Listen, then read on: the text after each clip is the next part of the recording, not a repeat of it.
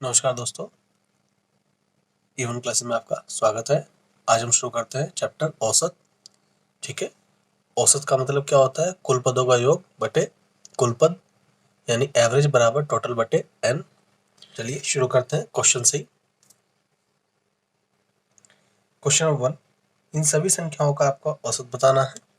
ठीक है, तो यहाँ पे सभी संख्या कौन कौन सी है? 76 plus 48 plus 84 plus 66 plus 70 plus 64। तो हमारे पास क्या था? सभी संख्याओं का औसत बताना है। तो सभी संख्याओं को जोड़ के उनकी संख्याओं के नंबर से क्या कर देंगे? भाग कर देंगे। 1 2 3 4 5 6 संख्याएं हैं, तो हम क्या करेंगे? 6 से ही भाग कर देंगे।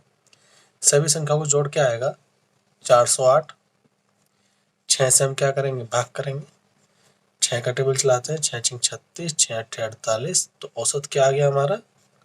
68। यही हमारा क्या होगा? आंसर होगा। क्वेश्चन नंबर 2, प्रथम 100 धन पूर्णांक का औसत आपको बताना है। तो धन पूर्णांक क्या होती है? इसका एक फॉर्मूला होता है n+1/2। जब भी आपसे पूछे प्रथम 100 धन पूर्णांक या प्रथम 100 प्राकृतिक संख्याओं का औसत पूछे, तो आपको यही फॉर्मूला लगाना है n+1/2। यहाँ पे n क्या रखा जाएगा? जो क्वेश्चन में दे रखा है नंबर 100, तो यहाँ रखेंगे 100 + 1/2। तो क्या आ जाएगा? 50.5 आंसर आ जाएगा। एक और तरीका है, अगर आप दूसरे तरीके से करना चाहें, तो धन पूर्णांक संख्या होती है 1 2 3, ऐसे ही कंटिन्यू चलती रहेगी और लास्ट में क्या लिखेंगे हम? 100। तो औसत निकालने का एक ट्रिक भी है कि आप इसका पहला पद और आखिरी पद ले लेंगे। पहला पद 1, आखिरी पद 100, दोनों को जोड़ेंगे और आप कर देंगे, तब भी आपका आंसर सेम आएगा। बट ये जब भी चलता है जब आपका क्या होता है? कंटिन्यू नंबर होता है। तो ये भी सही है हमारा और ये भी सही है। क्वेश्चन नंबर 3, प्रथम 9 अभाज्य संख्याओं का औसत कितना है? तो 9 अभाज्य संख्या लिख लेते हैं। प्रथम पहली होती है 2, फिर 3, 5, 7, उसके बाद 11, 13, 17, 19 और 23। तो 1 2 3 4 5 6 7 8 9 अभाज्य संख्याओं का औसत पता करना है। तो हमने पहले टोटल करा, टोटल करने के बाद किससे डिवाइड करेंगे? 9 से। अब इन सबको जोड़ेंगे तो टोटल हमारा आएगा 100। और किससे डिवाइड करेंगे? 9 से। तो डिवाइड करेंगे तो हमारा टेबल चल जाएगा। ठीक है, कितनी बार? 11 बार। क्या बचेगा शेष? 1। किससे भाग कर रहे थे हम? 9 से। तो ये हमारा क्या होगा? आंसर होगा। क्वेश्चन नंबर 4, प्रथम 10 सम प्राकृतिक संख्याओं का औसत पूछा है। सम प्राकृतिक संख्याओं का औसत निकालने के लिए आपका फॉर्मूला है n+1। ठीक है, सम सम संख्याओं का औसत जब आप निकालेंगे तो n+1 ही करेंगे। ठीक है, प्राकृतिक संख्या का निकालना तो बटे 2 भी करना पड़ेगा। ठीक है, अगर आपसे पूछे प्रथम 10 प्राकृतिक संख्याओं का औसत, तो आप कहेंगे n+1/2। लेकिन अगर सम संख्याओं का पूछेगा तो बटे 2 नहीं करेंगे। ठीक है, दोनों आपको याद हो गए होंगे।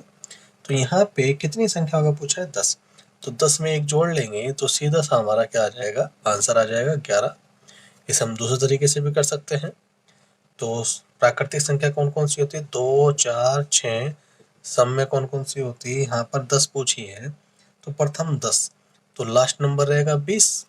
तो 2 4 6 8 10, ऐसे आगे 20 लास्ट नंबर रहेगा। तो प्रथम 10 प्राकृतिक संख्या है। तो यहाँ पे आपका पहला पद क्या है? 2, और अंतिम पद क्या है? 20। दोनों को जोड़ लेंगे, 2 + 20, पहला पद अंतिम पद दोनों को जोड़ के किससे डिवाइड करेंगे? 2 से। तब भी हमारा आंसर आएगा। आप जैसा चाहे वैसा कर सकते हैं। क्वेश्चन नंबर 5, 100 से कम सभी विषम संख्याओं का औसत कितना होगा? तो 100 से कम सभी विषम संख्या होती है 50, और औसत निकालना है तो n का मान जो होगा वही आपका औसत होगा। तो कितनी विषम संख्या? 50। तो n का मान क्या है? 50। यही हमारा क्या होगा? आंसर होगा। दूसरा तरीका क्या है? आपकी पहली विषम संख्या होती है 1, फिर 3, फिर 5, ऐसे कंटिन्यू। 100 से कम कौन सी होती है? 99 होती है। तो इसे भी कर लेते। पहला पद 1, अंतिम पद 99, दोनों को जोड़ेंगे, आधा करेंगे, तो क्या आ जाएगा 50, ये भी हमारा आंसर आएगा। क्वेश्चन नंबर 6, 50 तक सभी सम प्राकृतिक संख्याओं का औसत पूछा है। तो पहली प्राकृतिक संख्या कौन सी होगी? सम 2, उससे अगली 4, उससे अगली 6, तो 50 तक पूछी है तो कौन सी संख्या होगी? प्राकृतिक संख्या 50 ही होगी। ठीक है, पहला पद क्या है? 2, फिर यहाँ पे क्या है? 50, दोनों को जोड़ के आधा करेंगे तो कितना आएगा हमारा? 26। आपको पता भी है 1 से लेकर 50 तक आधी सम होती है और आधी विषम होती है। तो कितनी संख्या सम है इसमें? 25 संख्या सम है। तो 25n+1 ऐसे भी निकाल सकते हो, 25 में 1 जोड़ेंगे तब भी क्या आएगा? 26। आप जैसे चाहे वैसे निकाल सकते हैं। इसमें विदाउट पेन काम करना होता है, इसमें थोड़ा सा पेन की आवश्यकता होती है। ठीक है। क्वेश्चन नंबर 7, 3 के प्रथम 5 गुणजों का औसत कितना होगा? तो प्रथम 5 गुणज लिख लेते हैं। 3, 6, 9, 12, 15, ये 3 के प्रथम 5 गुणज है। तो शॉर्ट ट्रिक भी होती है, अगर आपको औसत पता करना है तो मध्य का जो मान होता है या मध्य की जो संख्या होती है वो हमेशा क्या होती है? औसत होती है। तो हमें इस क्वेश्चन को डायरेक्ट ही समझना है कि इसका जो औसत आएगा वो 9 आएगा। क्वेश्चन नंबर 8, प्रथम 10 प्राकृत संख्याओं के वर्गों का औसत पूछा है। तो वर्गों का योग पता होना चाहिए पहले। वर्गों का योग के लिए होता है n, n+1, 2n+1 अपॉन 6। ये तो योग होता है। अब योग है ये, योग को n से डिवाइड करेंगे तो क्या आ जाएगा? औसत। आपको बताया था एवरेज क्या होता है? टोटल, यानी योग जो भी आएगा उसे किससे डिवाइड करेंगे? n से। तो n से जब डिवाइड करेंगे तो हमारा n से n कट जाएगा, तो ये कहलाएगा औसत। n का मान क्या होगा जो क्वेश्चन में दे रखा है? प्रथम कौन सी वो संख्या पूछी है? 10। तो यहाँ 10 में 1 जोड़ेंगे 11, 10 का दुगना 20 और 1 21/6। 3 से काटेंगे 3 दूनी 6, 3 सत्ते 21। तो यहाँ आ गया आपका 77। 2 से भाग कर देंगे तो 2 तिया 6, 17 आ गया, 2 अट्ठे 16 और 0.5, ये अब आ गया। क्वेश्चन नंबर 9, 25a + 25b = 115 हो तो a + b का औसत कितना होता है? तो आपको दिया क्या है? 25a + 25b = 115। 25 कॉमन है तो 25 कॉमन ले लेंगे। a + b = 115। ये 25 यहाँ से हटेगा, क्या होगा? इधर जाके बट्टे में पहुंच जाएगा। इसे भी 2 से भाग कर दीजिए और इसे भी क्या कर दीजिए? 2 से भाग कर दीजिए। अब क्या हो गया? ए और बी का औसत ही तो हो गया। औसत का मतलब क्या होता है? ए और बी का योग बटे जितने पत्ते, 2 पत्ते 2 से भाग कर दी। तो 115/50, जब 50 से भाग देंगे 115 को तो 2 बार तो टेबल चल जाएगा, दशमलव लग जाएगा, आगे क्या आएगा? 15, 3 बार टेबल चल जाएगा। ठीक है, और यहाँ पर आपका 0 आ जाएगा।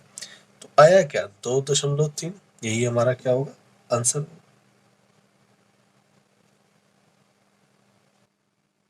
क्वेश्चन नंबर 10, 5 संख्याओं का औसत 10 है, कौन सी संख्या जोड़ी जाए कि औसत 12 हो जाए? तो आपको ये फॉर्मूला याद है, एवरेज बराबर टोटल डिवाइड बाय n। अब इसको दूसरे तरीके से याद कर लो। n को एवरेज में गुना कर दो और टोटल के बराबर रखो। तो टोटल बराबर क्या होगा? एवरेज गुना n। अब इस फॉर्मूले को माइंड में सेट कर लो। आपको पूरा चैप्टर इसी फॉर्मूले से करना है। ठीक है, ये रामबाण फॉर्मूला हो गया। इसी पे पूरा कॉन्सेप्ट आपका क्लियर हो जाएगा। जब भी आपसे टोटल पूछेगा तो आपको एवरेज को n से गुना कर देना है। अब करते हैं, आपसे क्या पूछा है? औसत दिया है 10, कितनी संख्याओं का? 5 संख्याओं का। तो टोटल कितना आएगा? एवरेज 10 दिया है, 5 संख्याओं का, टोटल कितना आएगा? 50। वो कह रहा है कौन संख्या जोड़ी जाए। अगर आप संख्या जोड़ोगे तो संख्या 1 जोड़ोगे तो संख्या हो जाएगी 6 और औसत आ जाएगा 12। तो 12 छिंग क्या होगा? 72। तो डिफरेंस कर लेंगे तो हमारा डिफरेंस आ गया 22। तो हमें समझ में आ गया कौन सी संख्या जोड़नी चाहिए। तो इसलिए हमारा आंसर आएगा 22। क्वेश्चन नंबर 11, यदि 7 क्रमागत संख्याओं का औसत 33 हो तो इनमें से सबसे बड़ी संख्या कौन सी होगी? आपको याद रखना है ए, बी, सी, डी, ई, एफ, जी। ये 7 संख्याएं मान लीजिए ये हैं। हमेशा मध्य वाली संख्या होती है एवरेज, और एवरेज कितना दिया आपको 33, तो यहाँ रखेंगे उसको। ठीक है, अब क्रमागत कह रहा है तो क्रमागत में ये 34 हो गई, ये 35 हो गई और ये 36 हो गई, इसलिए इसे घटाएंगे तो ये 32 हो गई, ये 31 और ये 30। अगर आपसे पूछे सबसे बड़ी संख्या कौन सी है तो आप देंगे 36। आंसर छोटी पूछता तो भी आप आंसर दे सकते थे, इसलिए हमारा आंसर क्या आएगा 36 आएगा। क्वेश्चन नंबर 12, 4 क्रमागत सम संख्याओं का औसत 27 है, इसमें से सबसे बड़ी संख्या कौन सी है? तो आप 4 क्रमागत सम संख्याएं लिखेंगे, मान लीजिए ए, बी, सी, डी। सम संख्या है 4 हो तो आपका औसत मध्य में आता है, औसत दिया है 27। अब सम संख्या है तो एक कम कर लेंगे तो यहाँ क्या आएगा 26, एक ज्यादा कर लेंगे तो यहाँ क्या आएगा 28, क्योंकि ये तो मध्य में है। अगर ये 26 है तो ये कितनी होगी 24, और 28 है तो ये कितनी होगी 30। आपसे क्या पूछा है सबसे बड़ी संख्या, तो आप डायरेक्ट इसको निकाल सकते हैं। ठीक है, आई होप आपको ये ट्रिक समझ में आई होगी। क्वेश्चन नंबर 13, सतत 5 विषम संख्याओं का औसत 95 है, अवरोही क्रम से चौथी संख्या कौन सी? अवरोही मतलब घटते क्रम से। तो यहाँ पे हम समझेंगे 5 विषम संख्याएं हैं तो हम लिखेंगे ए, बी, सी, डी और ई। ठीक है, तो यहाँ पर औसत यहाँ रखेंगे मध्य में 95। अब विषम है तो ये 97 होगा, ये 99 होगा, ये 93 और ये 91 होगा। अवरोही क्रम से चौथी पूछिए। अवरोही क्रम घटते क्रम से पूछते हैं, अवरोही क्रम घटते क्रम बोलते हैं। तो इधर से पहली, दूसरी, तीसरी, चौथी, ये आपको आंसर देना था। हमारे कोई से ऑप्शन से मैच नहीं होता, इसलिए ई हमारा आंसर होगा। क्वेश्चन 14, ए, बी, सी, डी 4 क्रमागत विषम संख्याएं हैं जिनका औसत 42 है, बी तथा डी का गुणनफल कितना होगा? हम रखेंगे ए, बी, सी, डी, ये चारों विषम संख्याएं हैं। ठीक है, औसत मध्य में रहेगा 42, तो यहाँ क्या होना चाहिए 41, एक कम, और यहाँ क्या होना चाहिए 43, एक ज्यादा। विषम संख्या ये है तो इससे पहले विषम संख्या क्या रहेगी 39, इससे अगली क्या रहेगी 43 से अगली 45। ठीक है, तो औसत मध्य में रहेगा तो हमने बिल्कुल मध्य में रखा है, बाकी 2 संख्या इधर है, 2 संख्या उधर है। ठीक है, अब यहाँ पे हम क्या करेंगे, यहाँ पे बी और डी का गुणनफल पूछा है तो बी का मान है 41 और डी का मान है 45। तो 45 गुना 40 1800, और एक बार और करेंगे तो 1845 हमारा यहाँ आ जाएगा। यही हमारा क्या होगा आंसर होगा। क्वेश्चन 15, 5 क्रमागत सम संख्याओं ए, बी, सी, डी, ई का औसत 66 है, बी और ई का गुणनफल कितना होगा? ए, बी, सी, डी, ई। तो यहाँ पे मध्य में रखेंगे, आप क्या रखेंगे मध्य में? औसत। औसत कितना दे रखा है 66, तो यहाँ पे दे रखी है सभी की सभी सम संख्या है, तो ये हो गया 64, ये हो गया 62, और यहाँ 68 और यहाँ 70। आपसे बी और ए का गुणनफल पूछा है, बी और ए का, तो 64 की गुना 70 में करेंगे, 7 चौक 28, 7 छिंग 42। ठीक है, और 2 करेंगे 44, 4480 हमारा क्या होगा आंसर होगा। क्वेश्चन नंबर 16, 5 क्रमागत संख्याओं का औसत x है, यदि अगली 2 संख्याएं मिला दी जाए तो औसत में क्या परिवर्तन होगा? तो यहाँ एक बात समझनी होगी, अगर यहाँ पे आप 3 क्रमागत संख्या देखें और उनका औसत निकालें तो क्या होगा, 6 को 3 से भाग करेंगे तो क्या होगा औसत 2, और उसमें अगली एक प्राकृतिक संख्या और जोड़े तो जब निकाले तो यहाँ पे जब आपका आएगा तो आएगा 2.5, उसमें अगली एक और प्राकृतिक संख्या जोड़े तो 3, 4, 5, एक और प्राकृतिक संख्या जोड़ देते हैं। अब 15 को डिवाइड करेंगे 5 से तो क्या हो रहा है 3। तो हमें एक बात का पता चल रहा है, जब भी हम अगली एक प्राकृतिक संख्या जोड़ रहे हैं तो हमारा औसत बढ़ रहा है। कितना बढ़ रहा है? 0.5 बढ़ रहा है। हर बार ऐसा ही हो रहा है और हर बार ऐसा ही होगा। तो यहाँ पे 5 क्रमांक संख्याओं का औसत x है। अगली 2 प्राकृतिक संख्या जोड़ेंगे तो औसत पहले से कितना बढ़ जाएगा? 1 बढ़ जाएगा। यही हमारा क्या होगा? आंसर होगा। 1 की वृद्धि हो जाएगी। क्वेश्चन नंबर 17, यदि n संख्याओं का औसत n स्क्वायर तथा n संख्याओं का औसत m स्क्वायर हो तो m प्लस n संख्याओं का औसत कितना होगा? तो हमें m संख्याओं का औसत n स्क्वायर दे रखा है, तो मैंने भी बताया था आपको एवरेज गुना n जब कर देंगे तो बराबर क्या होगा? टोटल होगा। ठीक है, अब एवरेज कितना है? n स्क्वायर है। कितनी संख्याओं का? m संख्याओं का। तो क्या आ जाएगा? m n square. अब अगली बार क्या दे रखा है? n संख्याओं का औसत m स्क्वायर। तो औसत क्या दे रखा? m square. कितनी संख्याओं का? n संख्याओं का। तो यहाँ आ जाएगा n m स्क्वायर। ठीक है, यहाँ पे टोटल ऊपर आ जाएगा m n square plus n m square और बट्टे में क्या आ जाएगा? पदों की संख्या कितनी है? m plus n।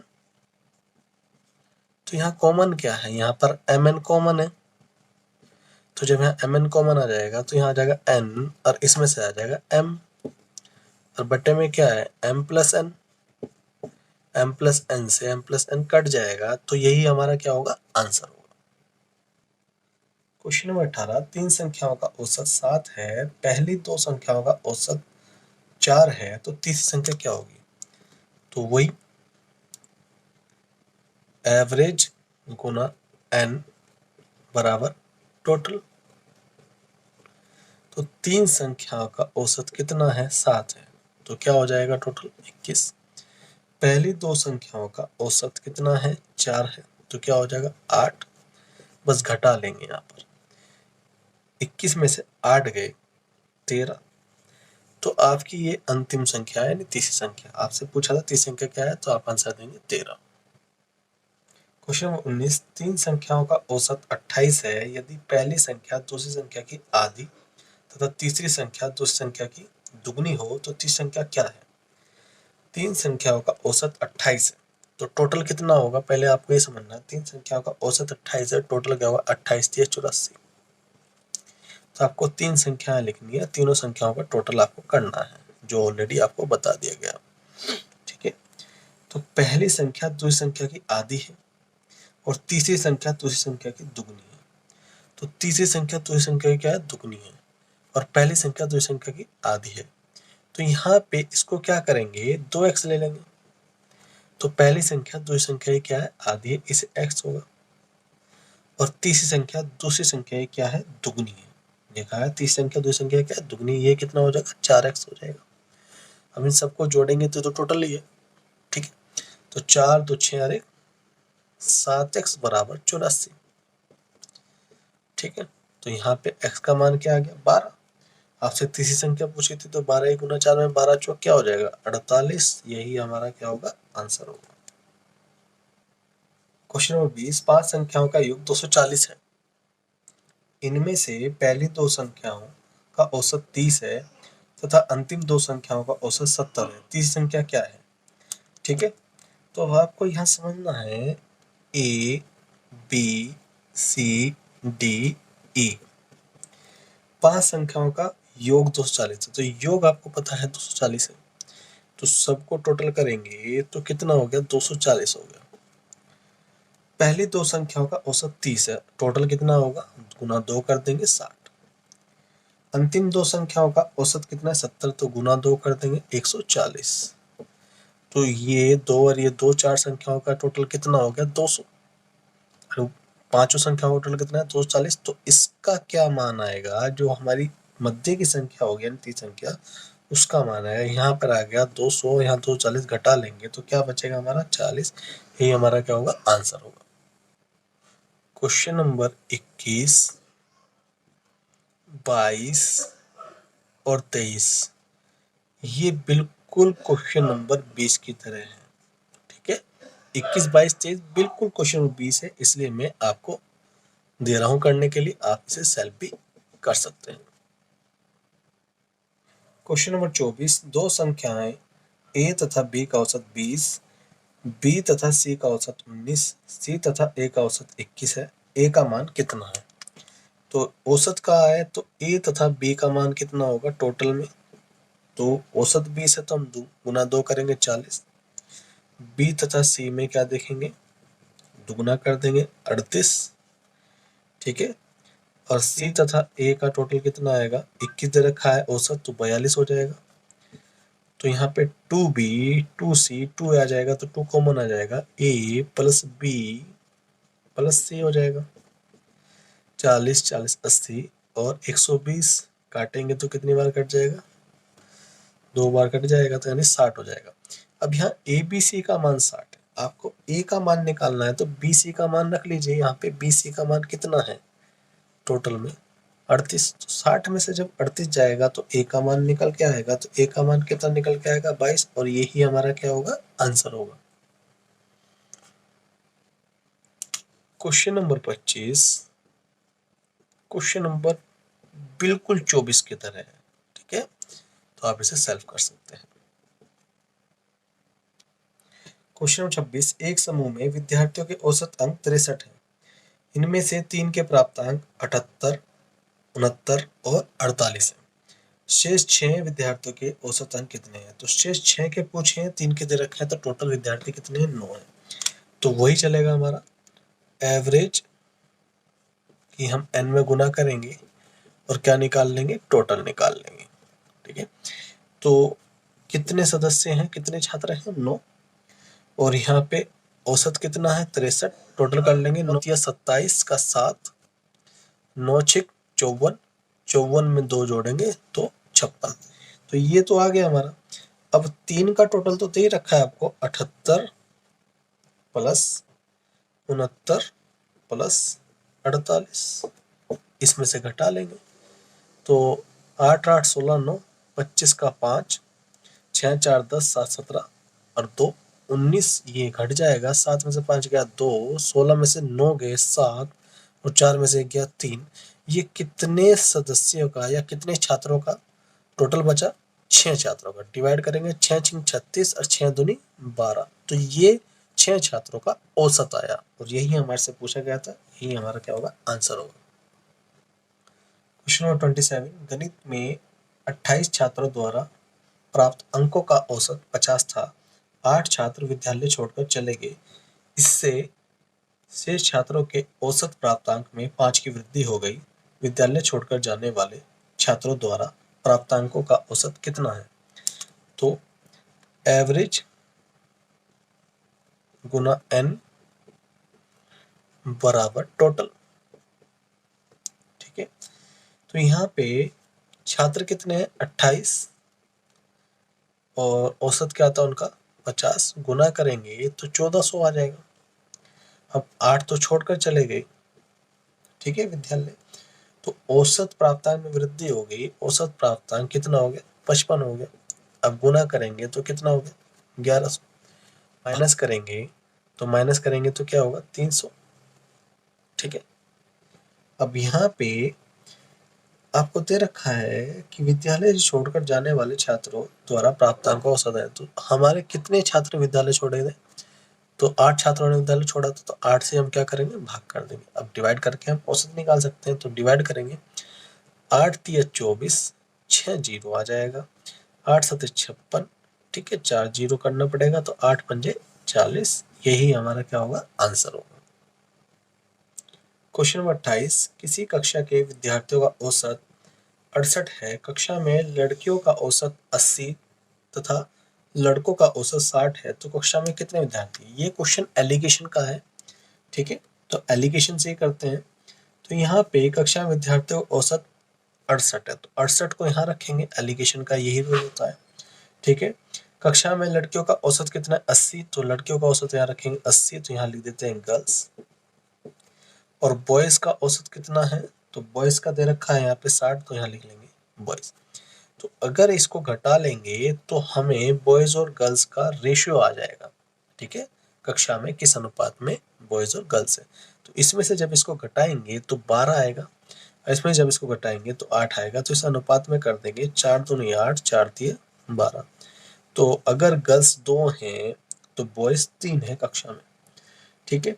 तो कितने प्रतिशत आपसे पूछा है लड़के हैं, तो लड़के कितने हैं, 3 है। टोटल कक्षा में कितने बच्चे हो गए अगर माने तो 5। तो कितने प्रतिशत है तो गुना करके निकाल लेंगे, 5 से काट देंगे, यहाँ 20 थी 60% क्या है, लड़के हैं। यही हमारा क्या होगा, आंसर होगा। क्वेश्चन नंबर 29, 120 छात्रों का औसत प्राप्तांक 35 था। यदि उत्तीर्ण हुए छात्रों का औसत प्राप्तांक 39 हो तथा अनुत्तीर्ण हुए छात्रों का औसत प्राप्तांक 15 हो तो कितने छात्र उत्तीर्ण हुए। तो ये भी एलिगेशन से होगा। तो सभी छात्रों का औसत प्राप्तांक कितना है, 35। उसमें से उत्तीर्ण यानी पास हुए छात्रों का प्राप्तांक दे रखा है, कितना दे रखा है, औसत प्राप्तांक 39। और अनुत्तीर्ण यानी फेल हुए छात्रों का औसत प्राप्तांक दे रखा है, कितना दे रखा है यहाँ पे, 15। एलिगेशन से करेंगे, घटाएंगे तो यहाँ पे आएगा आपका 4, जब यहाँ पे घटाएंगे तो यहाँ पे आएगा आपका 20। अनुपात निकालेंगे, 1 और 5 का अनुपात है, ठीक है। तो टोटल अगर छात्र 6 हैं तो उसमें से 1 फेल होता है, ठीक है। तो कितने छात्र उत्तीर्ण हुए, तो कितने हो रहे हैं छात्र उत्तीर्ण, 6 में से 5 उत्तीर्ण हो रहे हैं। तो 5 उत्तीर्ण हो रहे हैं कितने में से, 6 में से। क्वेश्चन कह रहा है 120 छात्र हैं, तो छात्रों की संख्या अगर हमें निकालनी हो तो हम कैलकुलेशन करके छात्रों की संख्या निकाल सकते हैं। तो कितने छात्र पास हुए, तो उत्तीर्ण हुए 100 छात्र और बाकी छात्र क्या हुए, अनुत्तीर्ण मतलब फेल हुए। क्वेश्चन नंबर 30, किसी परीक्षा में छात्रों तथा छात्राओं के औसत प्राप्तांक 71 तथा 73 है। समस्त विद्यार्थियों के औसत प्राप्तांक 71.8 है। तो छात्रों तथा छात्राओं का अनुपात कितना है, एलिगेशन से ही होगा ये भी। तो यहाँ पे छात्रों व छात्राओं का अनुपात दे रखा है, अनुपात कह रहा हूँ सॉरी, औसत दे रखा है और इनका कंप्लीट एक कंबाइंड औसत भी दे रखा है 71.8। अनुपात निकालने के लिए क्या करेंगे, घटा लेंगे। तो इसमें जैसे घटाएंगे, नेगेटिव है या पॉजिटिव है, आपको क्या लिखना है, हमेशा पॉजिटिव ही लिखना है। इसमें से इसका डिफरेंस करेंगे तो 73 में से जब ये घटेगा तो यहाँ आ जाएगा 1.2। दशमलव अपनी अपनी पोजीशन पर सेम है, एक अंक पहले तो दशमलव को इग्नोर करेंगे, यहाँ लिखेंगे 4 दूनी 8 और यहाँ लिखेंगे 4 तिये 12। यही क्या होगा, हमारा आंसर होगा।